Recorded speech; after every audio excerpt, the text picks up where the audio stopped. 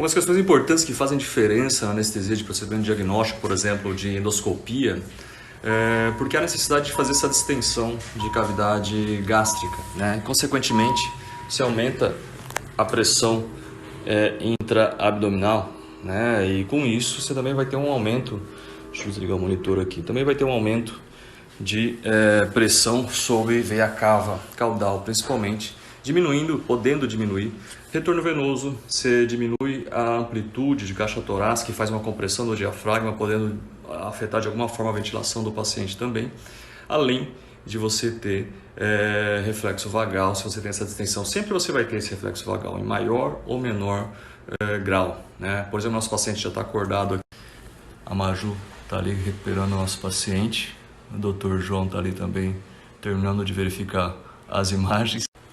Esse nosso paciente já está acordado, porém a gente observa, né, algumas alterações do eletrocardiograma no transoperatório, no transprocedimento, né, não é cirurgia, que identifica por conta da pressão, em momentos que há um pouco de aumento da pressão, você observa uma frequência cardíaca caindo, mas será que isso é importante? É importante se isso impactar diretamente a hemodinâmica do paciente, né, impactar a pressão, principalmente é o parâmetro que a gente vai ter dessa diminuição de frequência cardíaca impactando o débito cardíaco, que é o que pode acontecer. Mas normalmente não, porque os endoscopistas são bem cuidadosos e a gente também vai manejando esse plano anestésico do paciente, não há necessidade, não tem estímulo álgico, então esse estímulo nosso... É importante a gente se atentar para quem faz anestesia para endoscopia ou videocirurgia, se é que já existe essa tecnologia onde você anestesia por aí. Não é tão alto como um procedimento cirúrgico, que existe um trauma. Então a gente tem que controlar muito esse nível de hipnose com a analgesia do paciente para não ter intercorrência hemodinâmica dessa forma. É muito importante a gente se atentar para esse tipo de situação. Quais são as alterações hemodinâmicas que a gente pode ter? Porque algumas coisas sim alteram, algumas coisas fazem diferença no nosso protocolo de anestesia, para a gente poder entender quais alterações que a gente tem. Afinal de contas, a gente tem uma insuflação. Vamos tratar primeiro da endoscopia gástrica, né? Onde a gente tem o equipamento entrando pelo trato gastrointestinal, pelo trato esofágico, indo até passando pelo cardia, para o intestino e ter toda essa estimulação no trato gastrointestinal de uma forma completa, tá? Então a gente tem algumas alterações aí, né, que ela pode fazer. A própria alteração mecânica que pode acontecer por conta dessa insuflação. Acontece uma pressão ao redor de 8 a 12 milímetros de mercúrio por insuflação de ar ambiente que o endoscopista coloca dentro do estômago, quando eu estou falando de endoscopia diagnóstica de trato gastrointestinal. O que vai acontecer então e as alterações que podem acontecer? Eu fiz um esquema aqui, a gente tem um balão, vamos simular que isso aqui seja o estômago do nosso paciente, e aqui eu tenho a cavidade abdominal, né, onde está esse estômago. Se esse balão se infla, o que acontece? Eu estou tendo uma insuflação desse balão. Aqui eu simulei que a gente tenha a aorta abdominal e a cava abdominal. O que acontece dessa forma aqui? Eu estou tendo uma compressão dessas estruturas vasculares. Primeiro, essas questões hemodinâmicas que podem acontecer nesse paciente. Compressões vasculares das estruturas abdominais. Então são as primeiras coisas que alteram. Se eu estou tendo essa compressão em dois vasos, uma artéria e uma veia, qual que vai ser comprimido mais facilmente? É claro, vocês devem imaginar que a veia ela é muito mais complacente, ela se comprime de uma forma muito mais fácil do que uma artéria. Então a veia cava, sim, ela vai ser comprimida, fazendo com que diminua o retorno venoso para o nosso paciente. Então as primeiras alterações hemodinâmicas que podem acontecer é diminuição de pressão arterial por diminuição de volume, por compressão de veia cava abdominal que acontece nesse paciente, tá? Então, são uma das primeiras alterações quando se diz quanto hemodinâmica. Da mesma forma, se eu estou tendo essa compressão, esse aumento de pressão intra-abdominal, esse estômago se inflando dentro do abdômen, naturalmente, se eu tenho aqui a parte cranial do nosso paciente, eu vou ter uma compressão de diafragma também.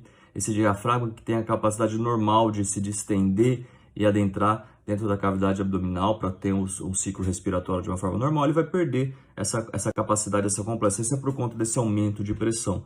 Então a gente tem duas alterações, né? Alteração hemodinâmica e alteração respiratória após o tempo, a diminuição dessa amplitude diafragmática por aumento de pressão intraabdominal.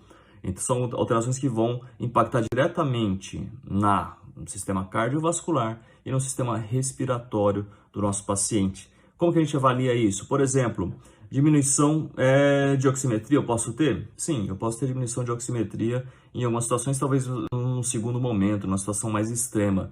No primeiro momento eu posso ter o quê? Um aumento da capnografia, né? Isso pode ocorrer com esse paciente por conta dessa dificuldade respiratória, ou dessa diminuição da amplitude respiratória, pode acontecer, mas ao mesmo tempo eu posso ter situações de hipotensão por conta da diminuição do retorno venoso e também situações onde eu vou ter uma capnografia diminuída, né, por diminuição do débito cardíaco, pode acontecer também. Então, tanto aumento quanto diminuição, dependendo do grau de compressão que está acontecendo, eu posso observar nesse nosso paciente com relação às alterações hemodinâmicas que podem acontecer.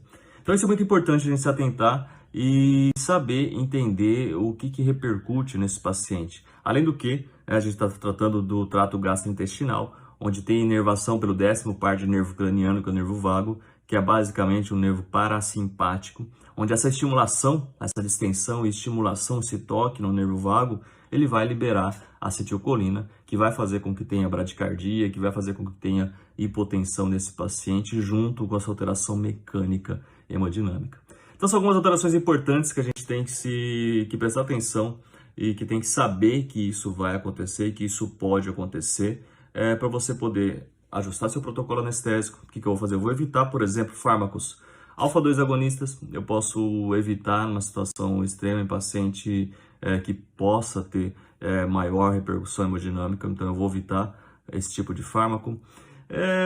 A cepromazina, né, é relativo, então depende muito da dose, a dose dependente, essa ação de vasodilatação. Eu posso pensar, dependendo da real necessidade desse fármaco nesse paciente, eu vou pensar se eu vou utilizar ou não. Que mais? Fármacos opioides. Então, na endoscopia, raramente fármacos opioides que causam vômito, eu procuro evitar também no pré-imediato, depende muito para que vai ser essa endoscopia, se é diagnóstica, mas eu não quero que esse paciente vomite porque ele já vai ter um desconforto gástrico, então eu quero evitar esse tipo de fármacos da medicação pré-anestésica. Enfim, são situações que muitas vezes a necessidade do suporte ventilatório, se eu estou fazendo uma anestesia, ainda mais uma anestesia inalatória, para manter esse paciente em plano anestésico. São alguns detalhes que fazem a diferença nesse protocolo, no procedimento de endoscopia.